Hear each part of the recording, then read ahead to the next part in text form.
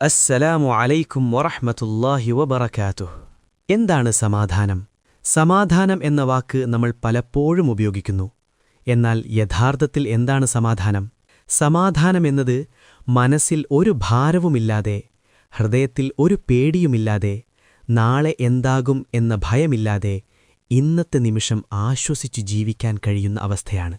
പലർക്കും തോന്നും എല്ലാം ശരിയായാൽ സമാധാനം വരുമെന്ന്. പണം വന്നാൽ, വീട് പണിതാൽ, വാഹനം വാങ്ങിയാൽ, കടങ്ങൾ തീർന്നാൽ. എന്നാൽ ഇതൊക്കെ കിട്ടിയിട്ടും രാത്രിയിൽ ഉറങ്ങാൻ കഴിയാത്തവർ ഈ ലോകത്ത് അനേകമാളുകളുണ്ട്. ഖുർആൻ നമ്മോട് പറയുന്നു, അറിയുക, അല്ലാഹുവിന്റെ സ്മരണയിലൂടെയാണ് ഹൃദയങ്ങൾക്ക് സമാധാനം ലഭിക്കുന്നത്. സൂറത്തുർ റഅദ് 13:28. അർത്ഥം, ഹൃദയം ശാന്തമാകുന്നത് ബാങ്ക് ബാലൻസിലൂടെയല്ല, വീട്, വാഹനം, പദവി എന്നിവയിലൂടെയല്ല, അല്ലാഹുവിനെ ഓർക്കുന്നതിലൂടെ മാത്രമാണ്. പണം, വീട്, വാഹനം, എല്ലാ സുഖസൗകര്യങ്ങളുള്ളവർക്ക് സമാധാനമുണ്ടോ? ഇല്ല. ഇത് വളരെ തുറന്ന സത്യമാണ്. ഈ ലോകത്ത് വലിയ ബിസിനസ്സുകാർ, സെലിബ്രിറ്റികൾ, അധികാരികൾ, വലിയ വീടുകളിൽ താമസിക്കുന്നവർ പലരും മാനസിക രോഗങ്ങളാൽ ബുദ്ധിമുട്ടുന്നു.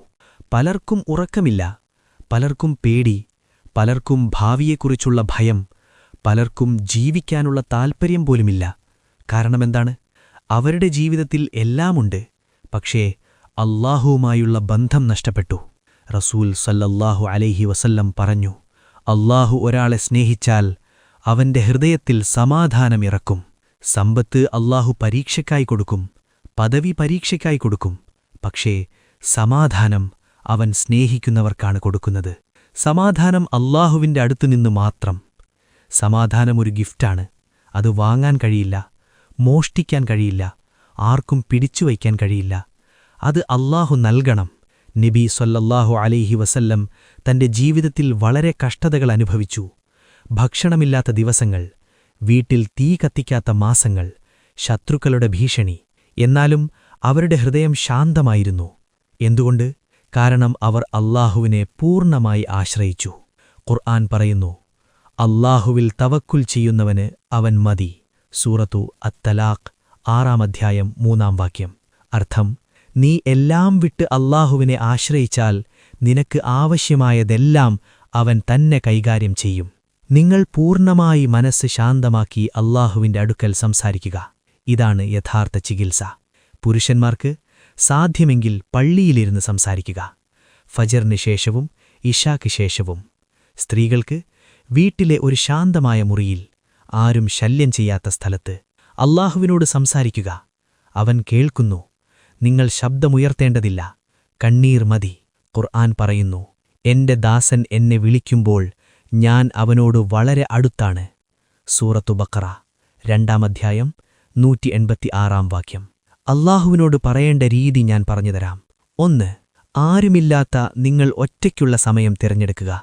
ഇത് വളരെ പ്രധാനമാണ്. ആരും കാണാത്തപ്പോൾ നടിക്കുന്നില്ല, നാടകമില്ല, ഹൃദയം തുറക്കും. റസൂൽ സ്വല്ലല്ലാഹു അലൈഹി വസല്ലം പറഞ്ഞു, ഏറ്റവും മികച്ച ദുആ ദാസനും റബ്ബും തമ്മിലുള്ള ദുആ ആണ്. 2. ശരീരം റിലാക്സ് ചെയ്യുക, ദീർഘശ്വാസമെടുക്കുക. ഇസ്ലാം ആത്മാവിനൊപ്പം ശരീരത്തെയും പരിഗണിക്കുന്നു. പതിയെ ശ്വാസമെടുക്കുക, പതിയെ വിടുക. ഹൃദയം ശാന്തമാകട്ടെ. 3. ആദ്യം നന്ദി പറയുക, അൽഹംദുലില്ലാഹ്. നെഞ്ചിൽ കൈവച്ചു പറയുക, അൽഹംദുലില്ലാഹ്. എനിക്ക് ആരോഗ്യമുണ്ട്, എനിക്ക് കണ്ണുണ്ട്, കാതുണ്ട്, കൈകാലുണ്ട്, ഇന്ന് ശ്വാസമെടുക്കാൻ കഴിയുന്നു. ഖുർആൻ പറയുന്നു, നിങ്ങൾ നന്ദി പറഞ്ഞാൽ ഞാൻ കൂടുതൽ നൽകും. സൂറത്തു ഇബ്രാഹീം 14-ാം 7-ാം വാക്യം. 4. പൊറുക്കൽ തേടുക. അല്ലാഹുവിന് ഏറ്റവും ഇഷ്ടമുള്ളത് ദാസൻ തെറ്റ് സമ്മതിച്ചു മടങ്ങിവരുന്നതാണ്. യാ റബ്ബ്, ഞാൻ തെറ്റു ചെയ്തു, എന്നെ മാപ്പാക്കണേ. നബി സ്വല്ലല്ലാഹു അലൈഹി വസല്ലം ദിവസം 70-ലധികം പ്രാവശ്യം ഇസ്തിഗ്ഫാർ ചെയ്തിരുന്നു. മനസ്സിൽ തട്ടിപ്പറയുക, അസ്തഗ്ഫിറുല്ലാഹ്, അസ്തഗ്ഫിറുല്ലാഹ്, അസ്തഗ്ഫിറുല്ലാഹ്. 5. നിന്നെ ഏറ്റവും കൂടുതൽ സ്നേഹിക്കുന്നത് അല്ലാഹുവാണ്. ഈ ലോകത്ത് എല്ലാവരും വിട്ടുപോകാം, പക്ഷേ അല്ലാഹു ഇല്ല. ഉമ്മയേക്കാൾ, ഉപ്പയേക്കാൾ, ഭാര്യയേക്കാൾ, ഭർത്താവിനേക്കാൾ, മക്കളേക്കാൾ കൂടുതൽ സ്നേഹിക്കുന്നത് അല്ലാഹുവാണ്.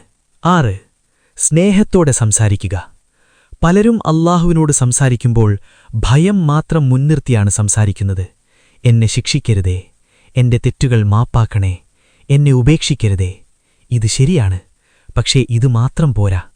അല്ലാഹുവുമായുള്ള ബന്ധം ഭയത്തിന്റെ മാത്രം ബന്ധമല്ല, അത് സ്നേഹത്തിന്റെ ബന്ധവുമാണ്. ഖുർആൻ പറയുന്നു, അല്ലാഹു ദയവാനാണ്, കരുണാനിധിയാണ്. അവൻ നമ്മെ സൃഷ്ടിച്ചത് വേദനിപ്പിക്കാനല്ല, പരീക്ഷിക്കാനാണ്, സ്നേഹിച്ച് ഉയർത്താനാണ്. അല്ലാഹുവിനോട് ഇങ്ങനെ പറയാൻ പഠിക്കണം: യാ അല്ലാഹ്, നീ എനിക്കീ ജീവിതം തന്നവനാണ്. എന്റെ ഉമ്മയുടെ വയത്തിൽ എന്നെ സുരക്ഷിതമായി സൂക്ഷിച്ചത് നീയാണ്. എനിക്ക് കണ്ണും കാതും കൈകാലുകളും തന്നത് നീയാണ്. എന്റെ ജീവിതത്തിലെ ഓരോ ശ്വാസവും നിന്റെ കരുണയിലൂടെയാണ്. നിങ്ങൾ ഇങ്ങനെ സ്നേഹത്തോടെ സംസാരിക്കുമ്പോൾ ഹൃദയം തുറക്കും. ദുആ ഭാരമല്ല, ആശ്വാസമാകും. നബി സല്ലല്ലാഹു അലൈഹി വസല്ലം പറഞ്ഞു, അല്ലാഹു തന്റെ ദാസനോട് ഉമ്മ തന്റെ കുഞ്ഞിനോട് കാണിക്കുന്നതിലും കൂടുതൽ സ്നേഹം കാണിക്കുന്നു. അതിനാൽ ഭയത്തോടൊപ്പം സ്നേഹവും ചേർക്കുക. ഇതാണ് ദുആഇന്റെ സൗന്ദര്യം. 7. എല്ലാം വിശദമായി അല്ലാഹുവിനോട് പറയുക. പലർക്കും ഒരു തെറ്റിദ്ധാരണയുണ്ട്: ഇത് ചെറിയ കാര്യമല്ലേ, ഇത് അല്ലാഹുവിനോട് ചോദിക്കണോ? ഇസ്ലാം പറയുന്നു, അതെ, ചോദിക്കണം. നബി സല്ലല്ലാഹു അലൈഹി വസല്ലം പറഞ്ഞു, നിങ്ങളുടെ ചെരുപ്പിന്റെ ലേസ് പോലും പൊട്ടിയാൽ അല്ലാഹുവിനോട് ചോദിക്കുക. അർത്ഥം, ചെറിയതായാലും വലിയതായാലും എല്ലാം അല്ലാഹുവിനോട് പറയുക. നിങ്ങളുടെ വിഷമങ്ങൾ മറ്റുള്ളവർക്ക് മുന്നിൽ പറയാൻ ലജ്ജ തോന്നാം, പക്ഷേ അല്ലാഹുവിനോട് ഒന്നും മറച്ചുവെക്കേണ്ട. നിങ്ങളുടെ കടങ്ങൾ, നിങ്ങളുടെ പേടികൾ, നിങ്ങളുടെ ഭാവിയെക്കുറിച്ചുള്ള ആശങ്കകൾ, മക്കളുടെ കാര്യങ്ങൾ, വിവാഹം, ജോലി, ആരോഗ്യം എല്ലാം വിശദമായി പറയുക. ദുആ ചെയ്യുമ്പോൾ തിരക്ക് പിടിക്കരുത്. അല്ലാഹു നമ്മളോട് പറയുന്നു, നിങ്ങൾ എന്നെ വിളിക്കൂ, ഞാൻ നിങ്ങൾക്ക് ഉത്തരം നൽകും. സൂറത്തു ഗാഫിർ 40-60.